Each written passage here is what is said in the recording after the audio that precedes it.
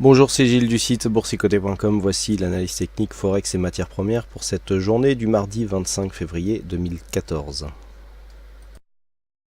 Et nous commençons tout de suite par la paire de devises euro-dollar, donc qui continue ici sur son biais haussier.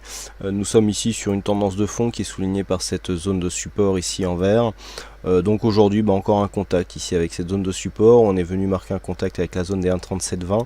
Les majorités de l'évolution des cours ici qui se situe au-delà de cette moyenne mobile 20 exponentielle, donc avec des contacts sur cette bande de Bollinger supérieure. On navigue dans un range depuis quelques temps ici, depuis que les cours ici ont marqué un point haut sur cette zone des 1,3770. On est revenu et puis là on hésite avec des contacts à la fois répétés donc sur cette zone des 1,3770 avec ici, et puis là on est presque venu sur cette zone avec un point haut à 1,3767, et puis des contacts aussi qui commencent à arriver ici sur les zones basses, avec notamment ici des contacts sur la boîte inférieure et sur cette zone de support. Donc pour l'instant on est dans une continuité de dynamique haussière, mais qui perd de la dynamique, c'est ce que nous indiquent ici les indicateurs, qui commencent à osciller en zone neutre. Pas de tendance sur le MACD, donc on a vraiment ici une tendance qui arrive en bout de course, avec donc cette zone de support ici qui devrait céder prochainement au profit d'une évolution en range, donc qui serait bornée entre 1,3680 et cette zone de point haut ici à 1,3770. Donc petite perte de dynamique sur l'euro dollar sans pour autant assister à un changement dans la tendance.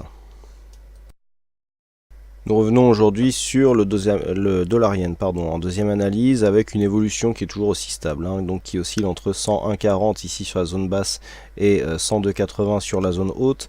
Donc depuis que les cours ici de l'euro dollar ont quitté cette tendance baissière, nous l'avions mis en évidence ici par cette zone de résistance, on oscille ici dans un biais relativement neutre, alors biais neutre qui reste quand même inclus dans une phase baissière de fond.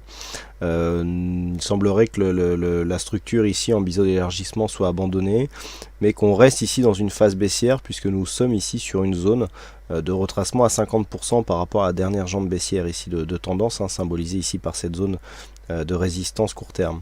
Donc pour l'instant on oscille, on a marqué une petite attaque aujourd'hui dans la zone 50-61-8, mais il semblerait que la dynamique de baisse soit perdue et que l'on soit ici dans une évolution en range court terme. Alors donc dans cette configuration, le fait de repartir à la hausse ici aurait de grandes probabilités de nous faire sortir ici de cette zone d'évolution moyen terme par rupture de cette zone de résistance.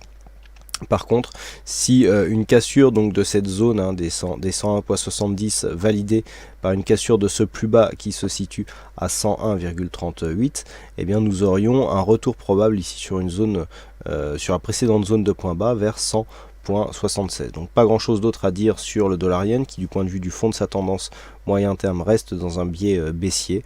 Le seul salut ici pourrait revenir d'une rupture de cette zone baissière, assortie d'une rupture de cette zone majeure ici des 103,34, et notamment de ce point haut que nous avons donc en dernier test de cette résistance à 103,44 yens donc pour 1 dollar.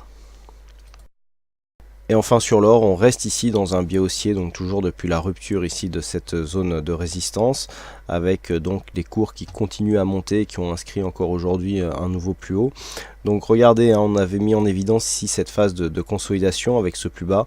On est venu tester hier, on avait mis en évidence ici ce test de cette zone de 23,6%, zone de résistance ici qui est devenue une zone de support, 1308 $ l'once, et puis on retrouve de la dynamique. Hier on a cassé ici la zone de point haut des 1332, on est venu inscrire un nouveau plus haut ici sur cette zone des 1339 $ l'once, et regardez, nous avons validé un retour ici sur cette ancienne zone de point haut comme un support. Donc on a transformé ici une résistance en support et on confirme la dynamique avec un mouvement qui s'achemine désormais vers les 1345 $ l'once. Donc nous sommes vraiment ici sur des signaux techniques de continuité, continuité de cette tendance haussière ici qui intervient depuis la sortie de cette zone baissière avec le franchissement de cette résistance moyen-long terme. Donc on est dans une continuité de mouvement avec un biais qui reste haussier, et puis ça commence à devenir significatif du point de vue long terme. On commence à avoir de l'amplitude ici. Je vous rappelle que la zone de point haut ici à atteindre se situe à 1360 $ l'once pour vraiment faire basculer la tendance moyen terme dans un biais un peu plus haussier, notamment dans sa dynamique. Voilà donc ce que nous pouvons dire sur cette analyse technique Forex et matières premières. Il ne me reste plus qu'à vous souhaiter à toutes et à tous une bonne soirée, bonne chance dans vos prochains trades, et on se retrouve donc dès demain pour d'autres analyses techniques en vidéo. Bonsoir à tous.